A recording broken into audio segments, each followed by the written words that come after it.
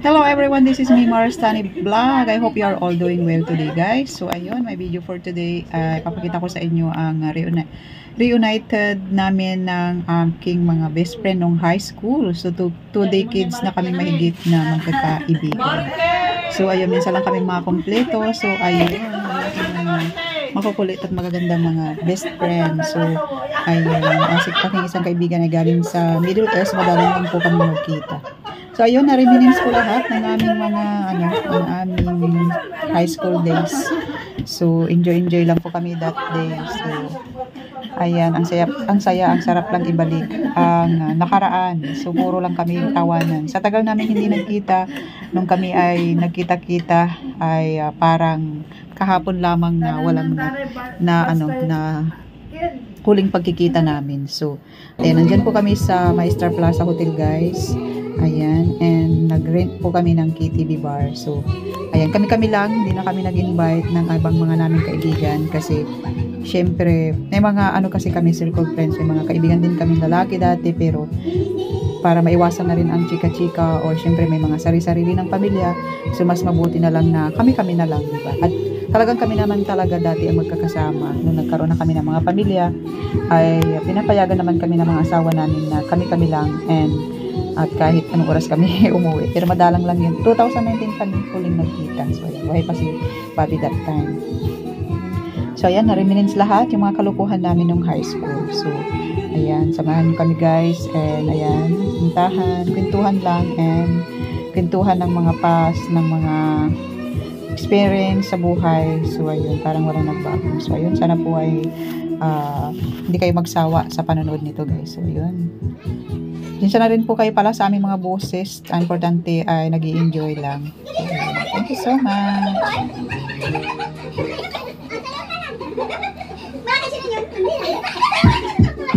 Wala naman siguro, guys, masama. Nai-enjoy ang buhay. Kasi nasa 40s na tayo. And 20 years ng ating buhay ay iniukol natin sa ating mga anak. Sa aming mga anak. So, ayan. And no regrets kasi looking back, tingnan mo naman yung mga anak namin, lumaki silang mga mabubuting bata. So deserve namin to, guys. Ako na magsasabi, deserve namin to, or deserve nyo rin dyan mga nanay na mag-enjoy paminsan-minsan and have some drinks. Ayan, now lang, wag masyadong sobra. Ayan, enjoy lang habang nag-uusap, diba, masarap yung ganun.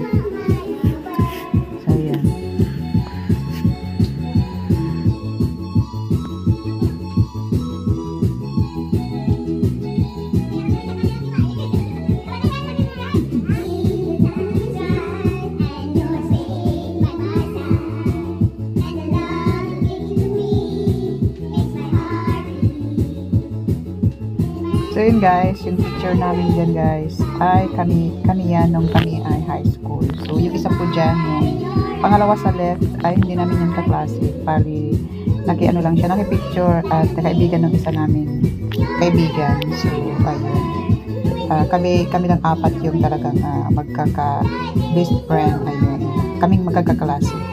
Although kaibigan din namin yan, pero siya, younger than 1 year sa amin. So ayun, hindi na namin alam kung nasaan din siya ngayon. So, ayan, diba? Ang mini pa namin at ang liliit pa namin ngayon. Nagdalakihan na kami. Siguro kung hindi ako nagda-diet, guys, ay lumba-lumba na din ako ngayon at hindi na ako makakapagsayaw ng ganyan. So, ayan. Disiplina lang sa sarili. So, ayan.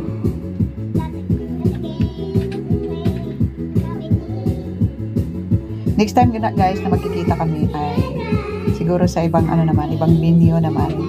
At aayain ko silang mag-zumba banding sa isang resort or sa isang yung pwedeng mag-swimming na hindi malulunod. Malayong malulunod, yung parang pang children lang na pool. Kasi hindi kami marunong lumangoy. So ayun.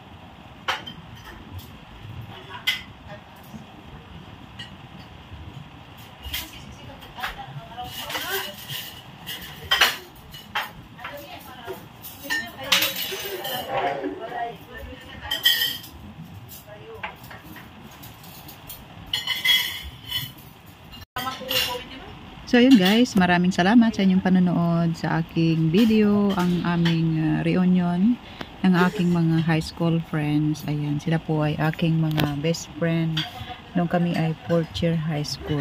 So madalang lang po kami makompleto kasi yung isa po ay nasa ano siya, nasa part ng Middle East. Ayan, na siya po ay nasa isang international school. So July lang kanyang bakasyon kasi yun ay bakasyon ng mga estudyante, so hindi siya nakakauwi ng December. So ayan, dahil nakauwi ako ng July, so ayan, pagka na umuwi ako ng July, doon po talaga kami nakukumpleto. Pero usually ay kami lang tatlo, yung dalawa kasi ay nasa Pilipinas lang, mga asawa nila ay nasa Pilipinas. So ayun, madalang lang talaga kaming makakumpletong apat. So last na kita namin ay 2019. Ayan, buhay pa si Bobby. Ayan, ang best friend ko dyan talaga, although best friend ko silang apat, pero ang pinaka best friend ko dyan ay si Sylvia, yung galing nga sa Middle East. Ayan, sila po ay kasama ko mula 4th year hanggang mag-graduate, and nung college may kanya-kanya na kami ng course, so hindi na kami pare-parehas ng school. So imagine guys, hindi pa rin namin halos maiwan ang isa't isa kasi kahit iba yung school na pinapasukan ko ay nakikisit in po ako sa kanilang room. Ayan, kasi yung isa ang kinuha niya ay accountancy, yung isa naman ay computer secretary, yung isa naman ay teacher. So doon ako nakikisit in sa may accountancy. So yeah, alam niyo yan. Ang hirap iwanan kasi kami talaga yung kasi pagka college ka na kasi talagang seryosohan na yan kasi tuition fee na, hindi kagaya ng high school. So ayun, pagka may free time, ayan, pinupunta-puntahan namin ang isa't isa, or meron kaming schedule kasi hindi pa uso ang cellphone dati. So ayun, pag magkita kami ngayon, nag-schedule na kami ng for next month or for next 2 months, ganyan. Or kung namimiss namin ang isa't isa, lalo na ako, ay pinupuntahan ko ang bahay ng dalawa, yung si Arlene at saka si Marity. Ayan, mamasyal-masyal ako, nagpapalipas ng oras. Isang bayan lang din naman kasi kami, kaya okay lang. So ayan, ang sarap-sarap po magkaroon ng kaibigan guys na alam mong totoo, tunay, at talagang pag nagkita kayo ay parang mga magkakapatid lang. So napakasaya sa puso, sa pakiramdam, kasi alam ko sa pagtanda namin ay meron kaming nilook forward na magiging kaibigan na nandyan sa tabi lang, na talagang totoo sa amin. So yan, ini-imagine na namin yung aming mga lakad, ini-schedule na namin yung mga plan namin na next namin pagkikita ay yung next namin naman pupuntahan. So ayan, ang saya lang kasi kompleto pa rin kami. Ayan, still healthy, still kicking. Ayan, and parehas pa rin kami pag nakikita ay nire-reminisce namin yung nakaraan nung kami ay nasa room, na kami po talaga ay napakakulit magkaklase. kami yung laging nakikita ng mga teacher namin kasi meron kaming, sabi nga ng teacher namin, lumabas na raw kami ng room kasi meron daw kaming sariling klase kasi pag kami nag-uusap, kwentuhan, talagang kahit nagtuturo, hindi namin namamalayan na nagtuturo na yung teacher, nagkikintuhan pa rin kami. So, di ba? Marites. Bumalik, ni-reminisce namin lahat ang alaala namin. Nagtatawanan na lang kami. Yung mga kalokohan namin. Siyempre, sa school kasi wala naman tuition, libre lang. So, may mga pagala-gala, mga shot-shot, konti. Ayan. So, ayan. Si Sylvia, guys, yung aking pinaka-best friend dyan, guys, ay meron ding boyfriend or naniligaw. O, naging boyfriend na rin ng kaklase namin. Parehas kami nagkaroon ng boyfriend na kaklase namin. So, ang pinagtawanan namin dyan kasi ay sabay kami ng jeep na sinasabayan ng best friend ko kasi isang way lang kami. So, ang gagawin ng mga BF namin ay ihatid kami, pasasakayin sa jeep. Kasi pag may boyfriend kasi, hindi kami nakakagalang, kami lang. So, ihatid kami, tapos bababa kami sa isang place, tapos sasakay kami ng jeep, papunta naman Dagupan. Kami lang dalawa yung maglalakwat siya. Kaya guys, ang hirap talaga magkaroon ng, yung mga dyan, ang hirap magkaroon ng boyfriend ng maaga. Kasi nakabantay sila sa'yo. Hindi mo magagawa yung gusto mong gawin ng kayo lang. So, ayun yung mga pinakamagandang experience lang namin na hindi namin makakalimutan. So, ayun.